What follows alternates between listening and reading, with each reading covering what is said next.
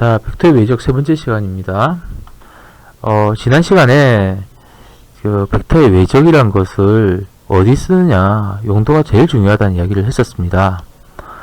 자, 다시 한번 말씀드리자면, 벡터의 외적을 사용되는 용도는 두 벡터의 외적을 통해서 두 벡터가 만들어내는 이 평면의 수직인 결과값이 외적의 결과값으로 나온다. 그래서 중요하다는 이야기를 했죠. 자, 이것을 사용한 두 가지 예를 한번 살펴보도록 하겠습니다.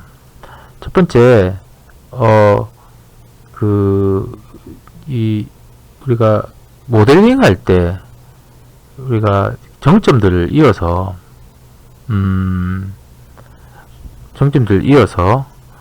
우리가 삼각형 메시라는 걸 만들어야 되는데요.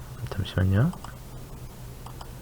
삼각형을 만든다는 건 어떤 건가요? 이 정점 세 개를 이어서 삼각형을 만든다는 것인데, 이 삼각형은 사실 이 두 개의 면을 가지고 있죠. 이 면이 있고 뒤집어 보면 면도 3차원상에서 아마 존재할 거예요. 이 삼각형에 우리가 색깔 입히는 작업을 쉐이딩이라는 거 보통 부르는데요. 색깔을 어느 면에, 이 면에 입혀야 되느냐, 이 뒷면에 입혀야 되느냐. 자, 이것이 사실 결정되어야 합니다. 당연히 우리가 겉면에다가 색깔을 입혀야 될 겁니다. 근데 이 색깔이란 것은 사실 뭐에 영향을 받습니까? 조명에 영향을 받습니다. 조명이 어디서 비추느냐에 따라서 이 색이란 것이 결정이 되는데, 자, 이 조명 계산할 때 보통 많이 쓰는 것이 이 면의 방향입니다. 한 점이 있을 때 이 면의 방향과 그 다음에 조명을 여기 둘까요?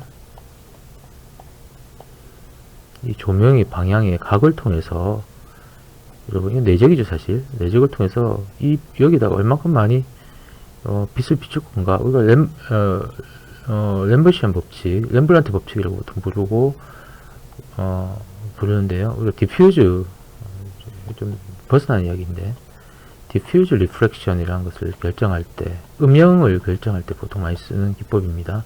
각이 가까울수록 우리 빛을 많이 받거든요. 에너지를. 그래서 밝게 빛나게 될 겁니다.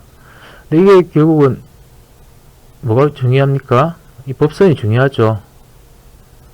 자, 이 법선을 갖다가 결정할 때 뭘 통해 결정됩니까? 두 벡터의 외적을 통해 결정됩니다. 자, 두 벡터가 이렇게 있다고 봅시다.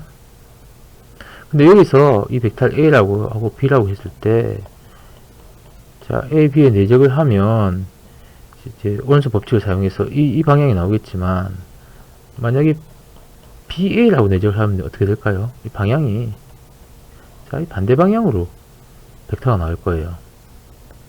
BA로 만약에 우리가 이 삼각형을 정의한다면, 아마도 이 면은 햇빛에서 봤을 때 아예 비춰지지 않는 면이기 때문에 이 부분은 아주 어둡게 표현이 됩니다. 실질적으로 이렇게 밝게 표현돼야 될 면이 이 벡터의 방향이 뒤집어짐으로써 검게 표현된단 말이죠. 이게 이제 바깥면, 그러니까 내부에 있는 안쪽 면을 인식해버리는 그런 현상이 일어납니다.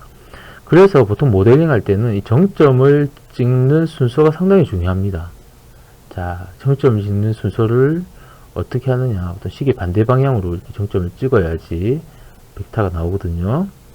자, 이렇게 하지 않으면 실제 쉐이딩을 할 때, 또는 텍스처 매핑을 할 때 반대로 텍스처가 매핑된다든지, 아니면 빛이 제대로 표현되지 않는 그런 문제가 생깁니다. 따라서 자, 이런 부분에 있어서 우리가 연관돼서 우리가 컴퓨터 그래픽스에서 생각할 수 있고요.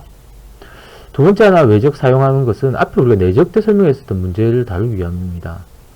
자, 여기에 캐릭터가 있다고 봅시다. 자, 이 캐릭터가 화살을 들고 있고요. 캐릭터가 향하고 있는 방향이, 앞방 벡터가 이 방향입니다. 이 V1이라고 합시다. 이 방향 V1이죠. 자, 이 V2 방향에 누가 있느냐면, 우리가 무찔러야 될 적이 있습니다. 그러면 먼저 이렇게 회전을 해야겠죠. 기억나십니까?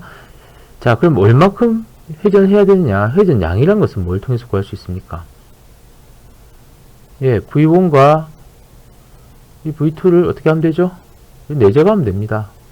내적한 결과값, 이 V1과 V2의 자, 크기 곱하기 코사인 시타, 코사인 시타이기 때문에 우리가 이 각을 갖다 구할 수가 있죠.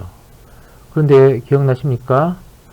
이 각이 30도라고 하면 코사인 시타가 자, 이러한 형태의 모양을 가지고 있기 때문에 이 플러스 30도인지 마이너스 30도인지 방향을 결정할 수 없다는 이야기를 했습니다. 결국 V2가 이 방향이라고 좀 착각할 수도 있다는 이야기죠. 자, 이 경우 왜 내적을 씁니다. 내가 향하고 있는 캐릭터가 향하고 있는 방향에서 자, 상대방을 향하는 벡터에 외적을 했을 경우 값이 뭐가 됩니까? 자, 양의 값이 되죠. 자, 이 외적의 값이 양이란 말은 자, 다음과 같은 형태로 왼쪽으로 회전한다는 것을 의미하고요. 자, 만약에 V2를 향하는 게 캐릭터고 V1이 그 죽여야 될 적이 있다면 아마 이 방향이 될 거예요. V2 곱하기 V1이 이 외적 방향이 될 거기 때문에 이렇게 마이너스 값을 가지게 될 겁니다. 자, 방향이 반대죠. 예, 방향이 왼쪽 방향을 향하게 됩니다. 따라서 이렇게 우리가 내적을 통해서 2D 게임에서 왼쪽이냐 오른쪽이 각도를 구하고 난 뒤에 외적을 통해서 이 방향성을 결정할 수가 있습니다. 이 내적과 외적을 사용하면 이러한 용도에서도 우리가 방향성을 크로스 프로덕트의 방향을 통해서 확인할 수 있다는 그런 응용이 됐습니다. 물론 이때는 여러분 보통 2D 게임입니다. 아까 외적은 어떻다고 했습니까? 3D 게임이 쓰인다고 했죠. 그 경우에는 XY 좌표 뒤에다가 자, 보통 1을 넣습니다. 자, 1을 넣어서 이 값을 외적한 결과 3차원을 만들어서 많이 우리가 자, 이런 2차원에서의 어떤 이 문제를 3차원으로 차원을 올려서 보통 많이